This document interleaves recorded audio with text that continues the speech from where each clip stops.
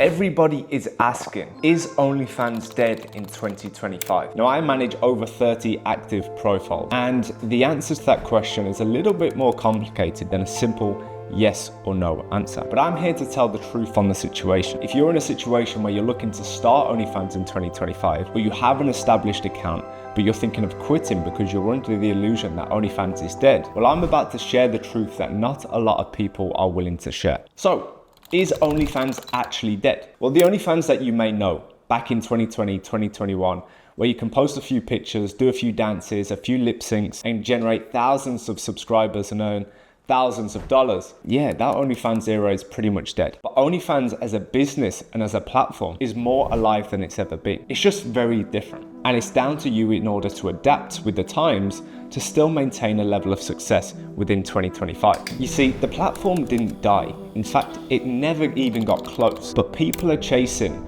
the same type of results by doing the same type of strategies that they were doing back in 2021. Unfortunately, that won't work in this day and age. It's like trying to win a Formula One race in a Toyota Prius. It just won't work. Here's what really happened. Back in 2020, there was maybe only 300,000 people on the platform. Fast forward 5 years, there's about 3 million. And the problem is they're producing the same type of content. They're doing the same videos, the same angles, the same dances. Unfortunately, it's making you invisible. You're getting lost in the crowd. And that's what's causing you to dip. And that's what's causing your OnlyFans to underperform. OnlyFans changed how you get discovered. Before, you could post a few TikToks and you could funnel all this traffic to your OnlyFans. Now, if you aren't utilizing multiple pages on multiple different social medias, you're at risk of getting banned, you're at risk of getting caught, you're at risk of being invisible. And that just won't cut it. You need to be doing external traffic sources, utilizing Twitter, Reddit, TikTok, YouTube, Reels. You need to have multiple backup accounts to avoid bans. And you need to work them all simultaneously to represent your brand and funnel traffic to your OnlyFans. That is the only way to do it. You can't just get one account and funnel traffic.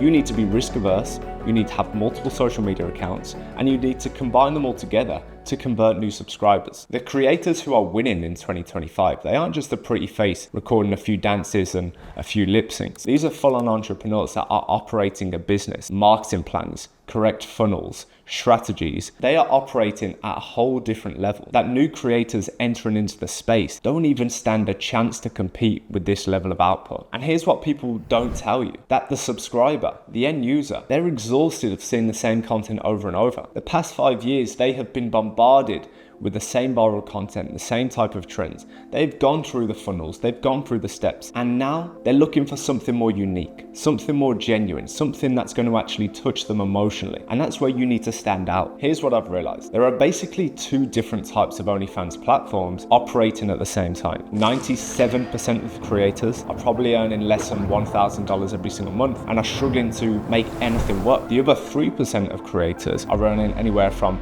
10, 20, hundreds of thousands of dollars per month, and they're operating like a full-on business. They have the teams and the systems in place to engage consistent growth. And unfortunately, the gap between these two groups has never been bigger. In 2020, luck could get you to the top. In 2025, if you aren't prepared with marketing strategies, with funnel optimizations, with system overviews, you are going to get left behind and you don't stand a chance at succeeding. So what separates the creators who are making money and the ones that aren't? The most successful creators aren't trying to appeal to everyone. They are choosing an audience and they are producing content tailor-made to a specific audience, niching down, some would say. You don't need to own every corner of the OnlyFans market. You just need to own one specific corner. Cooking content, fitness content, goth content, whatever corner fits you and your personality, own that corner and appeal to the people that want to be in that corner. The people that own these corners own the market, okay? They don't want to own every single corner, and neither should you. The generic stuff in 2025 just simply doesn't work. Now, when you have this niche and you have this corner that you want to target, you can't just target it on one social media account,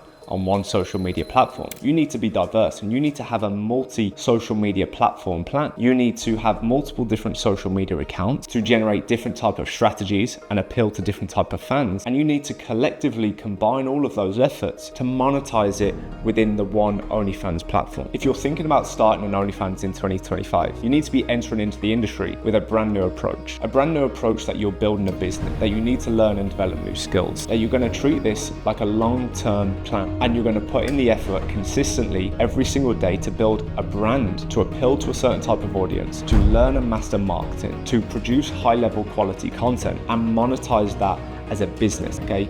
You are an entrepreneur, you are a CEO, and you need to act like this is a business that you want to grow and scale like you would any other business in the world. No longer is this a little side hustle. You need to operate at a very high level to achieve a very high level of results. So if you think you're entering into this space to earn quick and easy money, I would really advise against it. If you think this is something where you can experiment with, you can do yourself, and you can make a success with it, and you aren't willing to give it your 110% effort to make it work, I would advise you leave it behind, that this isn't the right industry for you.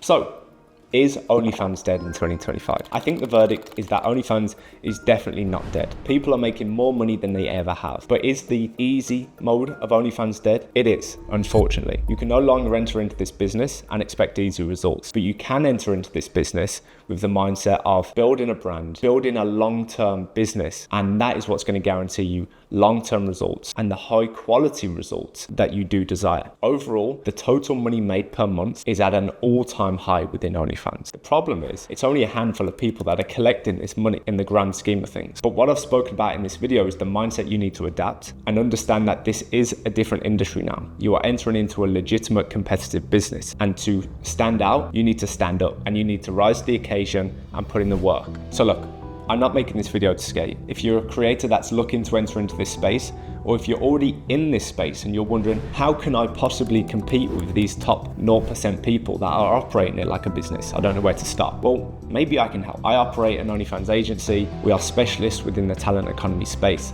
and all of my creators are anywhere from the top 2% to the top 0.0%. We know what to do when it comes down to separating you from the crowd, generating traffic, monetizing fans, optimizing funnels. All the things that people don't talk about is what we help with. But like I said, I want to be clear. We don't just onboard anyone that's looking for that quick and easy money. We want to build and establish long-term partnerships with creators, people who are willing to take this serious, people who are willing to take their brand to that next level. They're the people who are going to be the next Sophie Reigns, because they want it, they want to work for it. They understand coming into this industry, the mindset and the level of quality that's required, and they're the people that win. So if this video gave you a real perspective on OnlyFans in 2025, I want you to drop a comment and a like. I want to hear your perspective on OnlyFans, your experience. I'm always open to hearing other people's perspective. Are you open to starting an OnlyFans in 2025? Or do you think it's completely dead? I definitely don't think it is. So I appreciate you watching this video all the way. Subscribe for more valuable OFM related content, and I'll make sure to see you in the next one.